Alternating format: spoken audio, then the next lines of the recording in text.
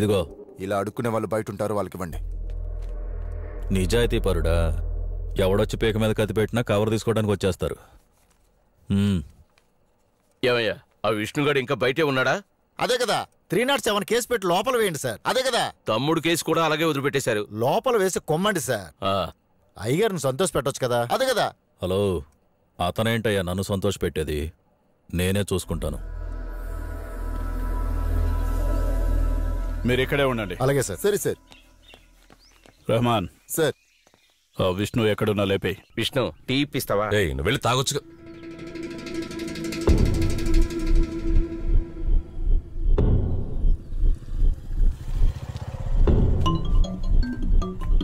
రేయ్, నువ్వు ఉండవయ్యా. విక్కీ, అడ్వకేట్ మోహన్ ఫోన్ చేయి. విష్ణు ఇలా రండి. ఫోన్ చేయరా. విష్ణు.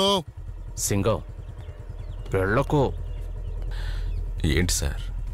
బండెక్కండి. ఎందుకు? కూర్చోండి.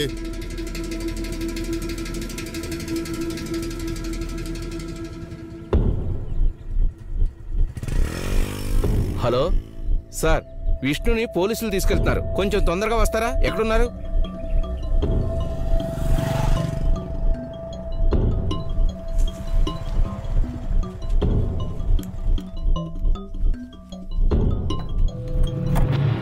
ఏంటి అలా చూస్తున్నారు? ఇది మా ఇల్లే. మంత్రి నారాయణ కంప్లైంట్ ఇవ్వలేదు, మిమ్మల్ని అన్అఫీషియల్గా లేపేయమన్నాడు. నేను చెప్పేంత వరకు మీరు ఇక్కడే ఉండండి. వాడు సైలెంట్గా ఉండడం చూస్తుంటే ఏదో పెద్ద లెవెల్లో చేస్తాడనిపిస్తుంది. వాణ్ణి డైవర్ట్ చేద్దాం సార్. పదండి. వాడు కొత్తగా ఏ తప్పు చేయాల్సిన అవసరం లేదు. వాడు చేసిన నేరాలు పాతవి ఎన్నో ఉన్నాయి, వాటిని తవ్వుదాం. నేను కూడా హెల్ప్ చేస్తాను. ఏంటయ్యా? విష్ణు అప్స్కాన్ సార్. త్వరగా పట్టుకో. Okay sir. అయ్యా, మంచి వాళ్ళందరూ నా వెనకాలే ఉన్నారయ్యా. వాడి దారిని తప్పకుండా మారుస్తాను. వాడి ఆడిటర్ ఎవరు?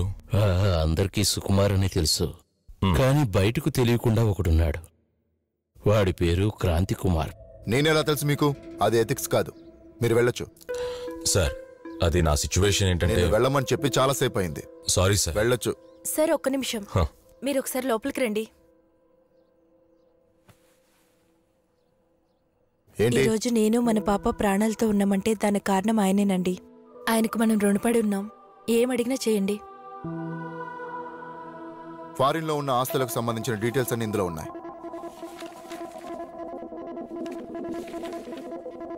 ఇటువంటి వాళ్ళకి ఆడిటర్ గా ఉండటం ఎంత డేంజరో నాకు తెలుసు. అందువలనే కొన్ని విషయాలు ఆయనకే తెలియకుండా ఫుటేజ్ తీసి పెట్టాను.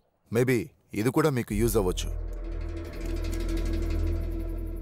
లేదు సార్, అందరూ నా కిందే ఉన్నారు. మన విఆర్ఓ, ఆర్ఐ, తహసీల్దార్, లోకల్ ఇన్స్పెక్టర్, ఈ నలుగురిని మనం చేతిలో పెట్టుకున్నాం అనుకో, మనం ఏదైనా సాధించవచ్చు. వాళ్ళ ఇంట్లో ఉన్న ఆడాళ్ళని తీసుకురమ్మంటే తీసుకొచ్చి మనం పక్కలో పడేస్తారు. అబ్బబ్బబ్బబ్బబ్బా, డబ్బు కోసం ఏ పని చెప్పినా చేస్తారు. నువ్వు నెలలా ఇస్తావు కదా, దాని మీద కొంచెం ఎక్కువ ఇవ్వు.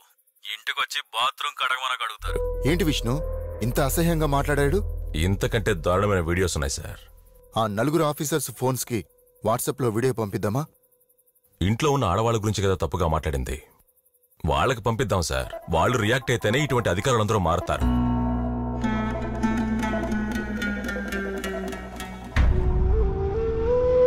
ఏంటమ్మా ఇంత అసహ్యంగా మాట్లాడాడు?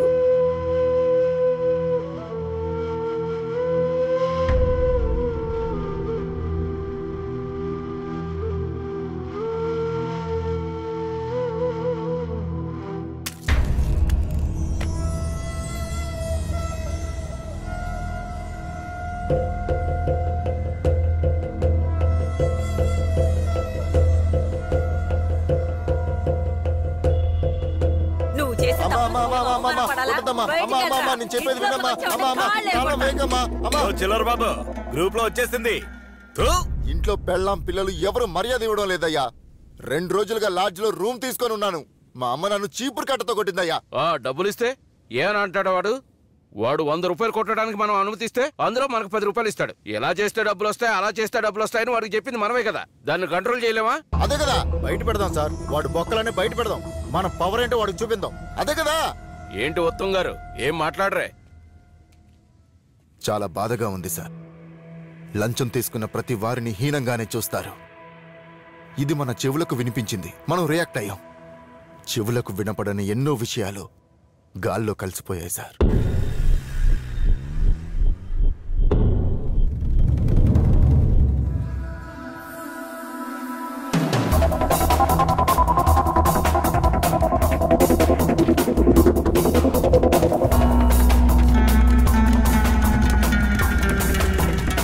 అసలు అక్కడ ఏంట్రా గొడవ? ఆ నలుగురిని నేను కలవాలని చెప్పు.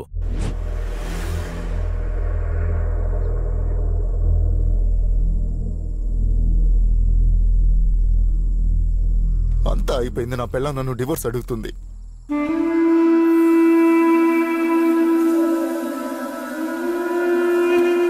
నా పిల్ల నన్ను డివోర్స్ అడిగింది. ఏం చేయాలి ఇప్పుడు? ఓయ్ చిల్లర బాబు, ఏంటయ్యా కారుతో మాట్లాడుతున్నావు? ఈ నెల డబ్బులు సరిపోలేదనుకుంటా. అసలు మీ నలుగురికి ఏమైందయ్యా? నా దగ్గర బాగా తింటున్నారు కదా, సరిపోలేదా?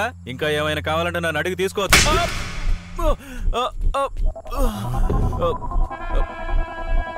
ఏంటి ఉత్తమ్, నన్ను కొట్టావు?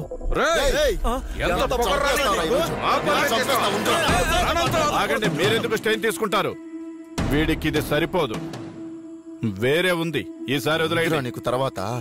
రే, మమ్మల్ని చెడ్డవాళ్ళుగానే చూసావు, మంచివాళ్ళుగా చూడలేదు కదా. చూస్తా, చచ్చావురా నువ్వు. మేమేరా ప్రభుత్వ యంత్రాంగం, ఇలాగో తిప్పుతాం, ఇలా కూడా తిప్పుతాం. రెహమాన్ సార్. Yes sir.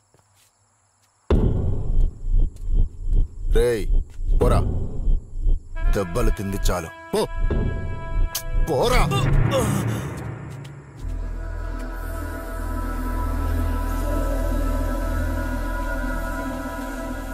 ఏం జరుగుతుందిరా? నిజంగానే కొట్టారేంట్రా? అవునన్నా, నేను చెప్పాను కదరా వాడిని బజార్కి ఇడుస్తాడని. వాడిని ఒక గంట కనిపెట్టు, మనకు టైం వచ్చింది.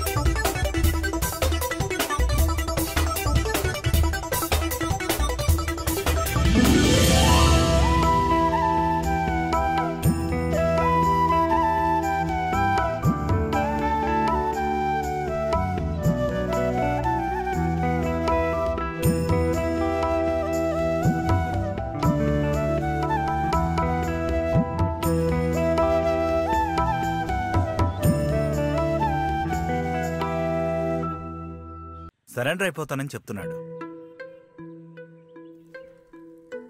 నేను వాడితో ఉన్నప్పుడు ప్రభుత్వాధికారులు 2-3 వాటికి ఎటువంటి ఎవిడెన్స్ లేవు. ఇప్పుడు నేను సరెండర్ అయితే వాడిని అరెస్ట్ చేస్తారు కదా. మీరు వెళ్ళండి. లేదు తమ్ముడు, నువ్వు నాకు ప్రాణభిక్ష పెట్టావు. ఈ ప్రాణం ఉన్నంత వరకు నీతోనే ఉంటాను. ఎంత తొందరగా వీలైతే అంత తొందరగా బయటికి తీసుకొచ్చేద్దాం.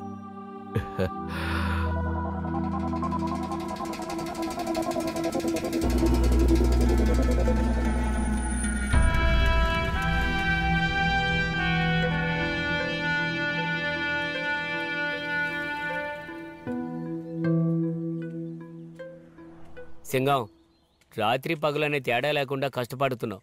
చాలా ఫీలింగ్గా ఉంది సింగం. బయటికి చెప్పుకోలేకపోతున్నాం అంతే. ఒక్కొక్కటిగా అన్ని జరుగుతున్నాయి సింగం. ఖచ్చితంగా మనం పంపిన ఆధారాలన్నీ నిజాయితీ గల తరపునే తడతాయి.